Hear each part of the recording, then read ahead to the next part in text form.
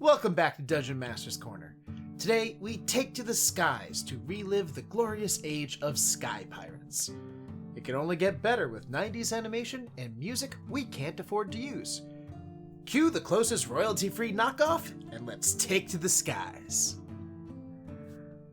Welcome back to another DM Corner. I'm Nicole. I'm Brian.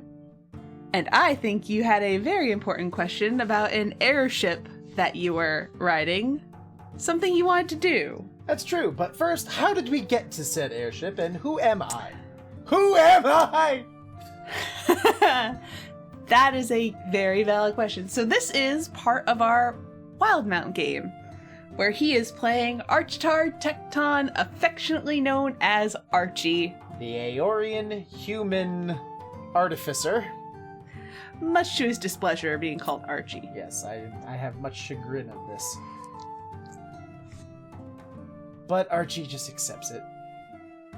I wanted to give them a little bit of a fast travel, because they finished their stuff in the Dynasty, and they had business in the Empire. Instead of having a couple weeks of travel across dangerous lands and mountains, which, is fun but can be grueling, after a while, they got passage on an airship that was bound for Zadash. Had a couple deliveries, one of which to a goblin friend of theirs. She had ordered a scroll and a tuning rod. But they were getting passage on the ship, traveling. Things were going pretty well. Some encounters happened, like a ghost ship. They were going decently. There was one problem that Archie really had with this, besides the fact that the way these things flew was off of Aeorian technology. They weren't even flying them correctly, because they didn't have a battery to keep excess power in. They were just flying on whatever the Broomstone had left on them. Mostly because DM didn't really think that the Artificer would pay attention to that, but of course the Artificer paid attention to that. We could have gone spiraling out of control at any point. Of course the Artificer paid attention to that. But they made their way towards the dash, and my players had been asking me, like, oh, can we fight airship pirates? Like, we're gonna be pirates and, like, attack another ship or whatever. And looking at the lore of Critical Role, to a degree, I was trying to be faithful to things that Matt Mercer made. And at the time, there's only, like, 6 or so airship ports. Airships aren't very common. So I'm like, I don't really think there would be a pirate ship. And so they were a little disappointed. I gave them a little ghost ship event. Things were fun, fine. And then I said, you know what? Fuck it. Pirates. And they were supposed to meet up with the Sunbird, which was another airship over in Port Damali on the Menagerie Coast of Wildmount. But I decided, that's also more travel. Let's just bring that closer to here. And the pirates took it, and that's the reason why the worlds are colliding a little bit. A little faster, a little more efficiently. Yeah, a little bit. So, Archie was downstairs working on the battery that needed to be on the ship when I was called upstairs because there was a problem. I walk up the stairs, activate my armor, I'm ready to go. I step out and I see my good buddy Timber, played by our friend Matt, our Tabaxi Ranger, firing away at another ship. And I'm going, oh, I'm gonna take that ship. Timber turns to say something to me when a ballista hits him. Just this grappling hook from a ballista right square in the chest sends him flying backwards, and I just look at him and go, huh, neat. All of us very happy our Dungeon Master was not using the ballista intelligently, because the people we were fighting were not intelligent. They really weren't. They fucked with the wrong people. Yeah. I realized that if this went into a chase, we would be at a massive disadvantage. So I did the only thing a sane person who has seen The Hunt for Red October and Firefly would do. There's a bunch of people that just seethed at that, by the way. I went to the helm. I pushed the captain out of the way. He was not having time for this. And I said to the dungeon master, I would like to pull an Ivan. I did not know what an Ivan was. So it's like, what? And neither did Tom. But Matt knew what I was saying, and I'm pretty sure he either gasped, yelled, or was laughing, possibly all three at once, as he fully understood what was going on here. For those of you at home that don't know what a crazy Ivan is, this is a legitimate submarine maneuver. It's when you put one side's engines at full forward and the other side's engines at full reverse. This forces the ship, or in this case boat, to pivot almost perfectly 180 degrees for the submarine in the water, for the airship in the air, and then you hit both to full forward once you have turned around. It allows you to make a very sharp turn very quickly. It also puts the vehicle under a great deal of strain. I could have very easily blown up my ship at this point. But you got a very, very lucky check with that. 2. You made me do 2 checks with that. Mm-hmm. And I did well on both of them. Thank the gods I don't believe in, because Archie hates them. And I think there was a little miscommunication. This is where playing over the internet gets problematic. You thought I was like T-boning them or something? Yeah. When in reality, I was just trying to line our ships up parallel to one another so we could board each other.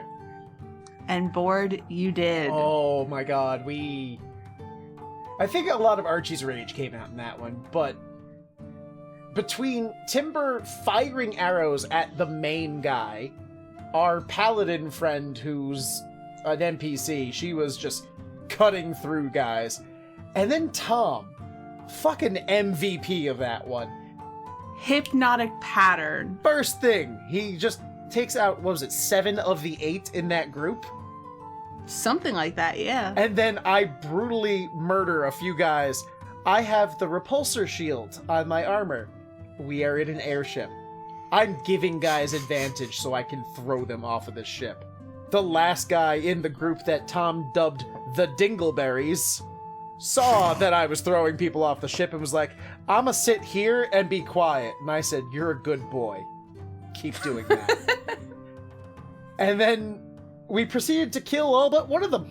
All but one. He saw me coming at him, had 1 hit point left, and decided he was going to go out of this world on his own accord, and jumped. You gave him the option. You go, I could kill you, or you could jump. Yep. Didn't matter either way, so bye! Saved me the attack roll. Yep. And that's how, that is how Archie became the captain of the Sunbird. I don't think I've ever actually asked this question. Are you going to rename the ship at some point? I fully intended to when I first did it. I had a name all picked out. Is it still in my notes is my question. I had it based on an Aeorian phrase, which, to be fair, Aeorian does not really exist. But looking at how Matthew Mercer kind of put his world together, Aeorian, or the languages from that world, were based off of Latin.